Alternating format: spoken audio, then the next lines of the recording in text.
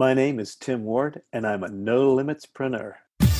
You're now locked onto another episode of the Nolimitspreneur Podcast, the show that helps you dominate in life and in business to enhance your mindset, confidence, productivity, time management, habits, and goals. And now, your host, Maher Abiad. Hey, what is up, Success Nation? It's your boy, Maher Abiad here, back with you again for another incredible Nolimitspreneur Podcast episode. Hope you're doing well. Thank you so much for joining me on this episode. On the show today is my guest, Tim Ward. Tim is an author, a publisher, and teacher. His passion in life is transformation. He has written a number of books, most of them exploring philosophical and spiritual dimensions of life in different cultures and then relating them to our modern Western way of life. I'm going to be talking to him about his books, teachings, and personal growth. Super excited to get this one started right now. So welcome my guest, Tim Ward, to the Nolimitspreneur Podcast. Super excited to have you here. Tim is a wealth of knowledge and experience, and he's a seasoned author and veteran, and I definitely appreciate you, Tim, to come on the Nolimitspreneur Podcast. Thank you so much for taking the time out of your day today. Maher, it's my pleasure to be your guest. I'm really looking forward to our conversation. We have so much to go over, a lot of things to talk about. You're working on some fantastic projects, and I definitely want to get you to share what you've been working on. And, obviously, as I always do in all the interviews, some piece of personal development training that we can really help share with the audience to really show that, with all the guests that I interview, doesn't matter from what walk of life that you come from. If there's something that you really want to pursue in life, whatever that success looks like to you, with a lot of hard work and drive, just like we've both sort of experienced in our entrepreneurial journeys, it is out there for the taking. So we'll definitely jump into some of your books and content coming up. But before we get started on that, let's find more about who Tim Ward is and what is your story? Where did you sort of walk us through from where you came from to where you are now? Sure. Thanks, Maher. Well, so I'm 62 right now, and I have to say at this point, I feel like I've lived my life backwards. Most people start their life off with careers that are very outward focused. They're out to make a name for themselves, to create big changes. Then as they get older, they become more spiritual, more reflective. They spend more time asking the what does it all mean questions by the time they're my age or older. But I did this backwards. When I was in my late teens and early 20s, I was really possessed by those big picture questions. What's the meaning of life? The big why questions. I was devoutly religious, but my religion didn't stop me from being very philosophical. So I actually did a degree in philosophy. I studied philosophy 4 years, but wasn't really satisfied with the answers I was getting there. So I worked for a while and then spent 2 years traveling through Asia, literally doing the backpack and sandals thing, staying at Hindu ashrams and Buddhist monasteries and really seeking out monks and mystics and wise people to try and learn from them what I could about those big questions. And that led to a career as an author. And I've written 10 books by this time. And my first 3 books are actually books about my experiences with living Buddhism. My last couple of books have been way more pragmatic, and the business that I eventually developed was one as a communications expert. My books really taught me how to communicate, and in a particular way, because originally I was trying to communicate experiences that were very unusual for North Americans to have to a North American audience. So for me, a lot of it was translating ideas in ways that people could really get. And that process itself actually became my entrepreneurial career. About 25 years ago, I founded a communications training business with a woman partner. We since got married, occupational hazard. But the two of us have been working together for 25 years, teaching people in environmental and international development organizations how to be better communicators, how to give good media interviews, how to give good speeches, how to write and express themselves in ways that make an impact on people. And that actually led me to my final, maybe not my final, but my current career, which is publishing. And specifically, I publish books on transformation. Books that readers will read and they'll get transformed in that process, either personally transformed or there'll be a social dimension working towards a society that's better for all. So that's been my weird backwards journey so far.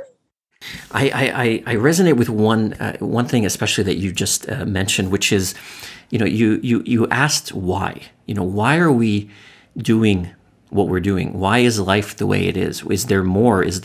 What's the purpose? And I think that's such an important question to really ask yourself, because, and everybody listening and watching as well, because we live in such a habitual life where it's, you wake up, brush your teeth, have breakfast, jump in the car, sit in traffic, go to work, You have your routine, come home, have dinner with the family, watch TV, brush your teeth, go to bed.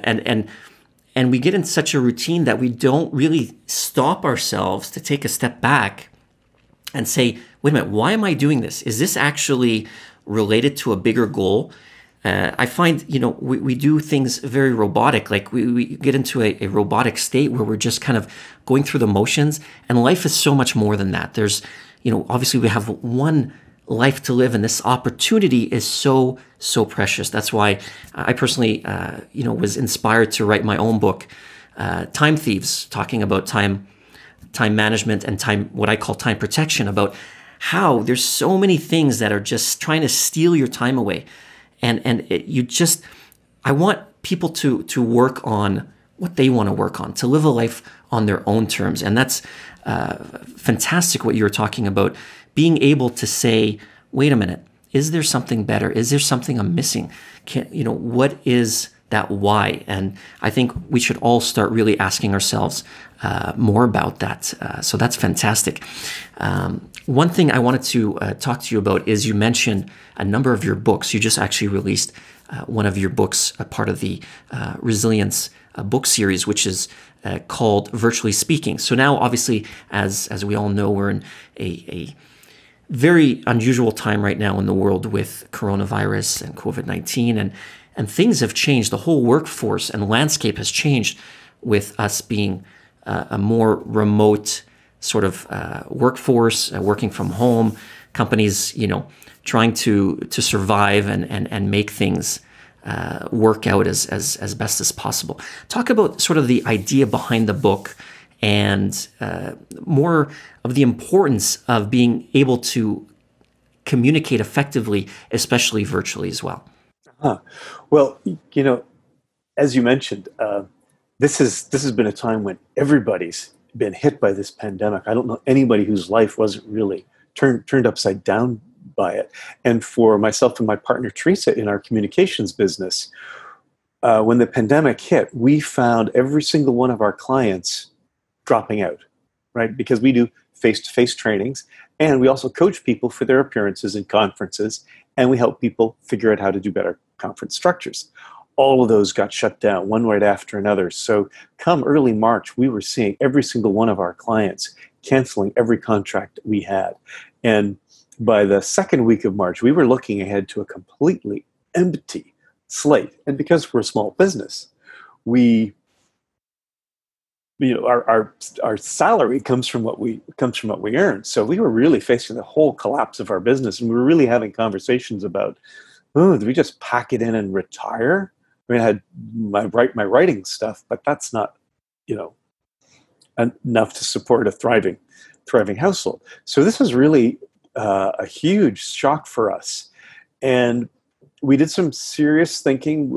We've been following, of course, this unfolding pandemic quite closely, and we realized this has hit us, but it's hit every one of our clients too. Right now, they have postponed everything, but before long, they're going to realize they're going to have to carry on, because these are international development organizations. Their mission doesn't stop. We realize they are going to have to go virtual.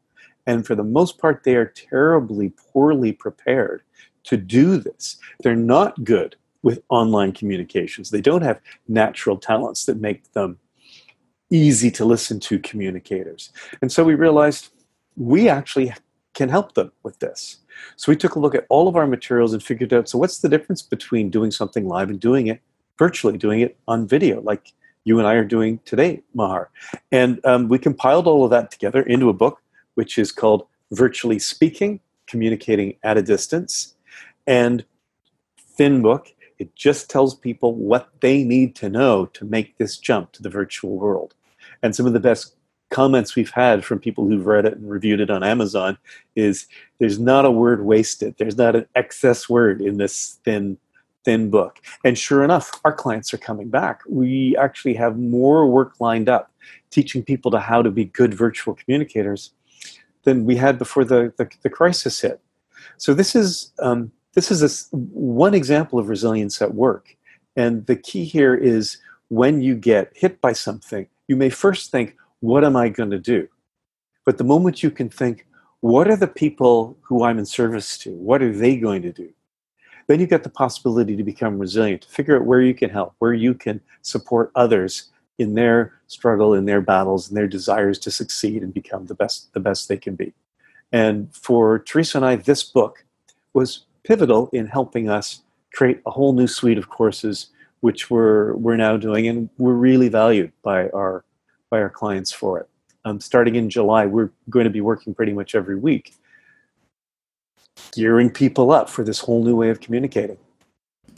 I think it's fantastic that you've been able to be so resourceful with, facing adversity and then just, pivoting and finding, how else can I be of value to the marketplace? So congratulations on that. And speaking of that book, it is part of a series. And that's one next question I wanted to talk to you more about is the Resilience book series. Obviously, we were talking about what this problem with this pandemic has caused in the world. There are other books that are available on different topics from different authors. Talk more about, again, how this whole book series came about and how you were able to manage all that. Sure. Well, just as in my training business, my partner Teresa and I were dealing with this being shut down. The whole publishing industry was also under tremendous stress. I mean, publishers sell most of their books in bookstores. Bookstores across the country have been closed. But like Teresa and I, the man who's the head of my publishing company, John Hunt Publishing, he said in an email to those of us who manage the different imprints, mine is one of them, what can we do to help? Is there a way that we could perhaps get books into people's hands that could better help them cope with this horrific upset to their lives? And when he said that, I have to tell you, Maher, it was like I heard a starting gun, bam, fire in my head, and I leapt off the starting blocks. And I said to John, I absolutely believe you're right. I mean, just as some people have decided, no, we're going to start making masks, we're going to start delivering food to people who are in need, we're going to do so many of the other beautiful things that people were doing to make themselves available. I have a network of authors who are experts in a wide variety of fields. And so I came back to John and I said, look, I can line up, between 6 and a dozen authors who could each write books on something that people really need right now. They don't need big tomes. They need these practical manuals, like Virtually Speaking. And he gave me the green light to that. The magic is our publishing system is unique in that it's fairly well automated. It can go a lot faster than most publishing companies, but we don't run the machine fast. So I said, how fast can we run the machine? And working with these authors, I got them to commit to writing their books from start to finish in 3 weeks. My publishing company to commit to getting the book through our entire publishing system in 2 more weeks. So that in 40 days, we went from a contract signed for a book to a finished book with files ready to be turned into an ebook. We started in the second half of March, and the books were available on Amazon as ebooks in early May, and by mid-May, they were out as print books. 10 finished books. I've been told that nothing like that has been done comparable anywhere in the publishing world. So we've got these 10 remarkable books. I won't go through all 10 with your audience, but can I mention a couple of them? So Virtually Speaking, my book, I've already talked about. This book here, Handling Anxiety in a Time of Crisis, is one of the first I commissioned because these days everybody is dealing with extraordinarily high levels of anxiety. And this is written by somebody who struggled with high anxiety all of his life. And when I asked him about it, he said, sort of almost laughing, I used to be one of the outliers in society. There weren't that many people like me really struggling with anxiety, but now this is everybody's problems. But I've figured it out. I've got ways that I can do this. And so he's been able to share his techniques for coping with anxiety. Now that, according to him, about 1/3 of Americans could be diagnosed with an anxiety disorder. This one here, by somebody you've already interviewed, Gleb Tsipursky, is about how to adapt and plan for the new abnormal, for this pandemic world we find ourselves living in. And we so often fall prey to bad decisions that lead us to make poor choices when it comes to planning our future. This is a guidebook, a blueprint that can help people plan and survive. And then lastly, this has got more of a business flavor to it for those who are entrepreneurs.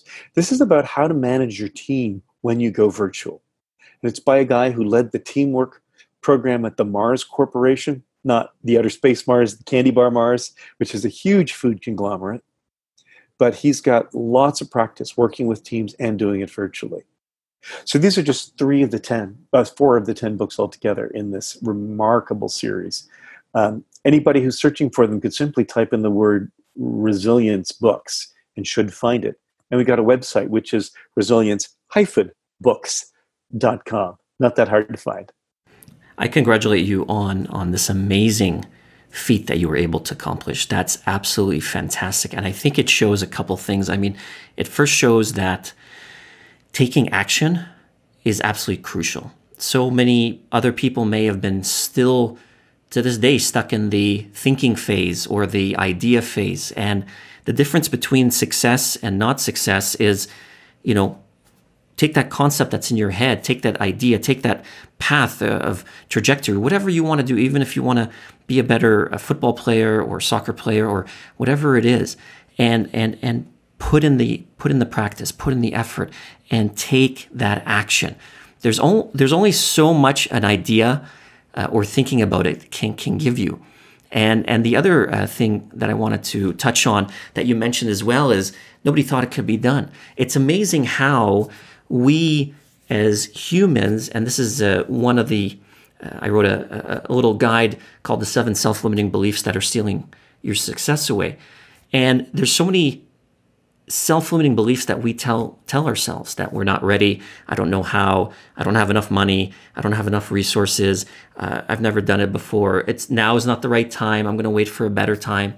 It's amazing how when you put action into motion, you start to see what's capable. And as humans, we're so much more capable than we think we are. And there literally is no limits. And that's the sort of the premise of the show. Don't hold yourself back, because you can accomplish great things as you and your team did. And I, again, congratulate you on that hard work to bring so much value to the market and to people in this tough time. And that's where I guess I'll lean into the sort of the next point. And the next question is about the resilience.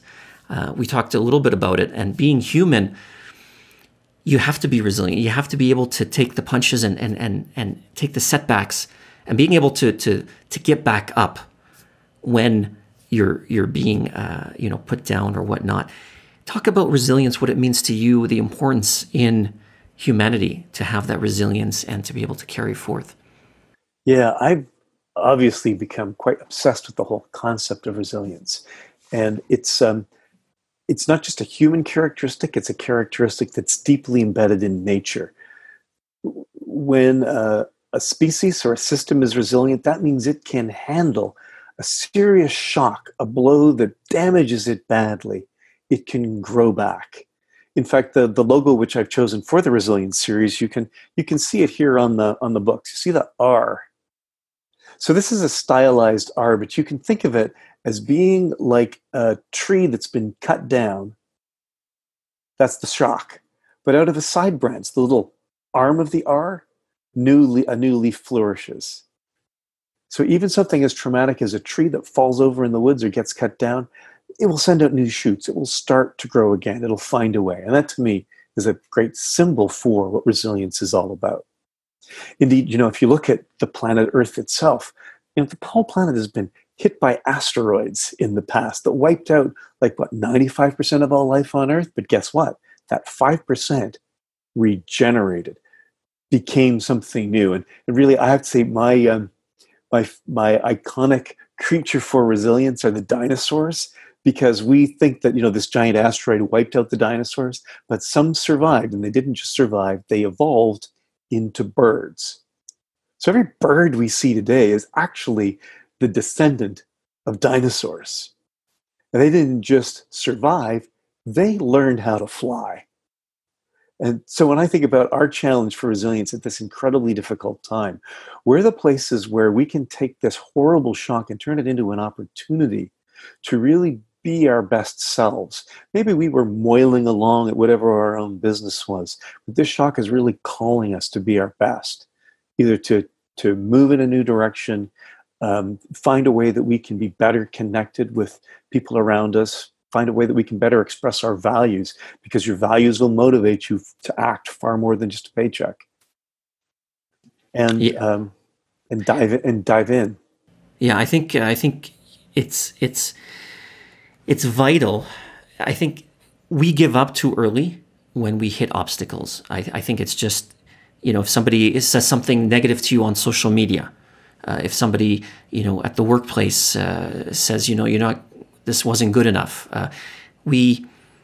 It's a natural tendency. Obviously, we want to do our best. And when we hit that sort of rejection or whatnot, we kind of perhaps collapse. And collapsing leads to inaction because you don't want to pursue whatever you're pursuing anymore. And I think it's very important, like you were just mentioning, that we do battle through the resilience, finding a way to grow, to develop ourselves, to strengthen ourselves is vital to our continued success. Because in life, it's a given that you're going to be facing some sort of adversity.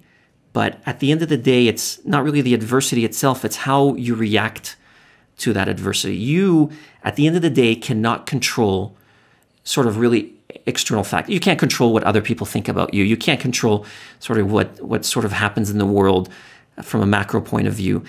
But you can control yourself. You can control, the feelings in your heart. You can control the thoughts in your mind. You can control your actions and how you react to certain things. And I think right now in the world, and the next thing that I'd love to discuss with you is sort of what's happening in the world right now is obviously putting a lot of people under a lot of pressure. There's a lot of anxiety right now.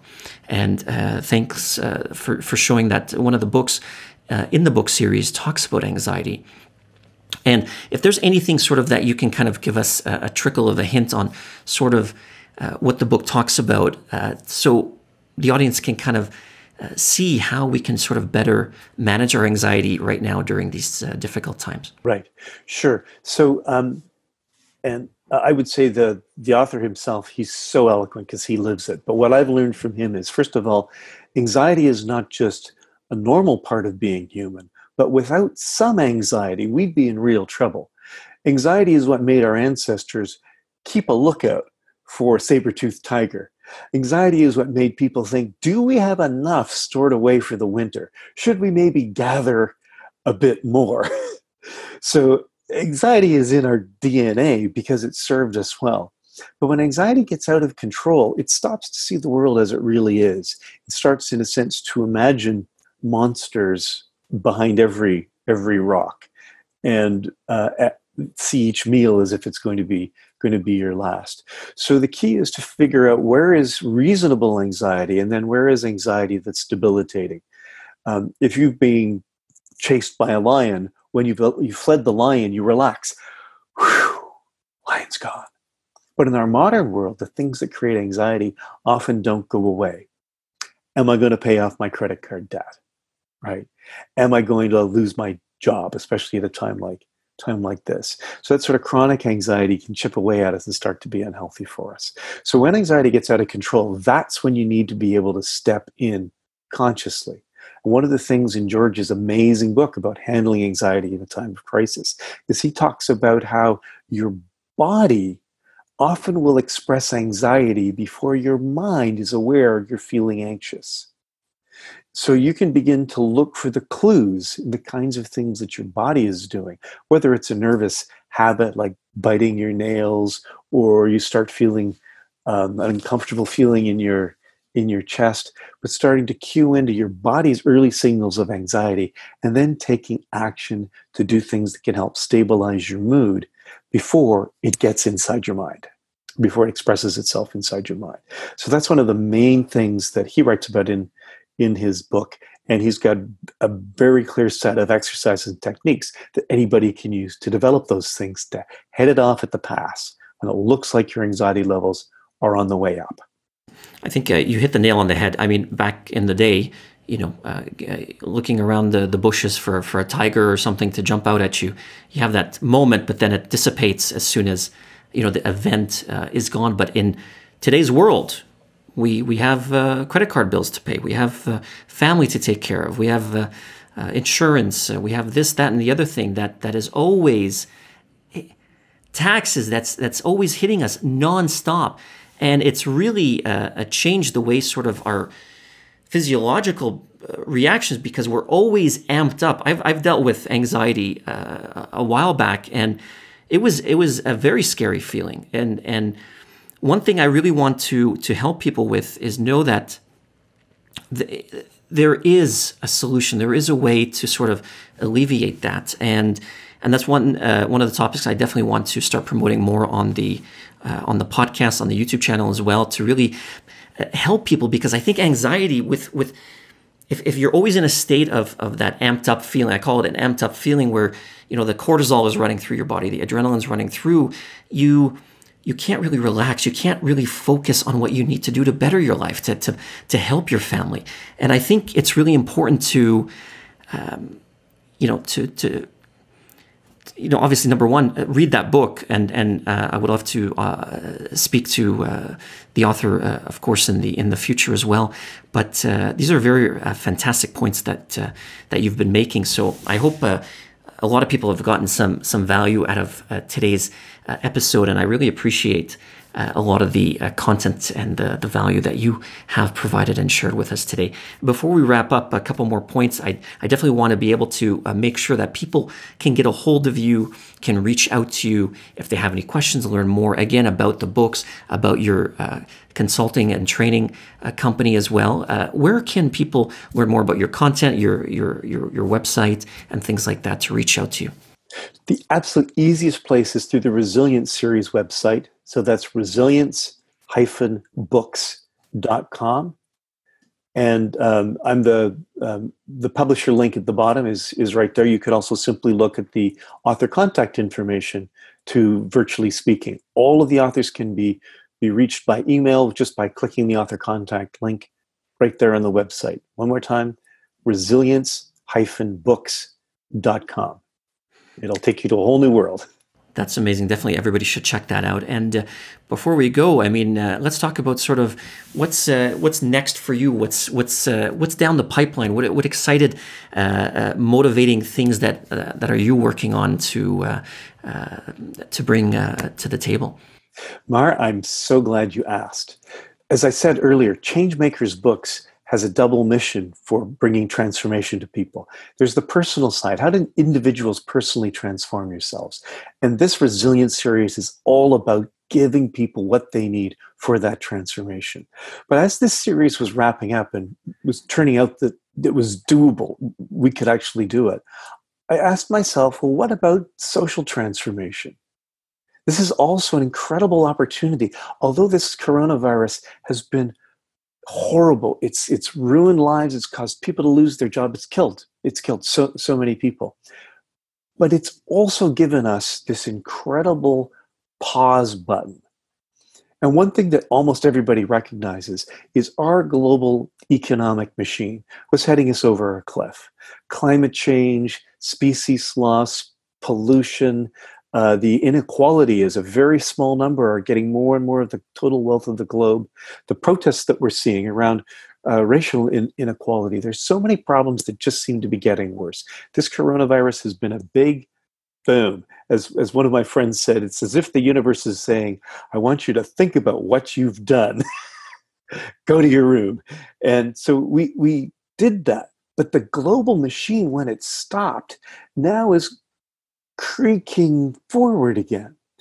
But we have this moment to say to ourselves, is this what we want? Do we just want to return to normal? Or do we want to start up different? You know, there's so many cities around the world where the skies are clear for the first time in living memory. In Kathmandu, a city I'm familiar with, people there are able to see Mount Everest for the first time in their life.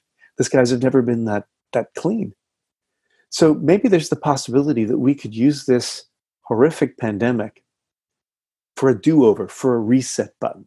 So my new series of books that literally I'm just setting up right now is called Resetting Our Future, by pragmatic visionaries who've got big ideas for how we could jump our track, change our trajectory, do things like move more quickly away from fossil fuel dependence, do things about addressing inequality, addressing the imbalance of power in between nations and between people. So I'm lining up a whole new raft of authors right now, and by September, these books will be in print. That's next. Tim, you're unstoppable, and I congratulate you. You're working on such fantastic things, and like you said, you're seeing that vision. I 100% agree with you. I mean, the skies are clear, things are improving. At the same time, we have to really, take care of ourselves, take care of this world that we are living in. So I, again, congratulate you on this phenomenal feat. You've already done it once. I know you can do it again. And I'm really actually looking forward to when that comes out. I'll make sure we definitely promote that and get the word out on that when that happens. So definitely keep me updated on that. So I sure will, Maher. You are in fact the man with the scoop. I've not shared this publicly with anybody other than the authors I'm working on until now. This is fantastic. I really appreciate that, Tim. Tim Ward, thank you so much once again for coming on the Nolimitspreneur Podcast. You've been absolutely amazing. I really appreciate you taking the time out today and providing so much value. Thank you so much. My pleasure. A big thank you once again to my guest, Tim Ward, for coming onto the Nolimitspreneur Podcast and sharing his wisdom. If you have not already subscribed to the podcast, do so right now, as the Nolimitspreneur Podcast is on all major podcast players such as Apple, Spotify, and Stitcher.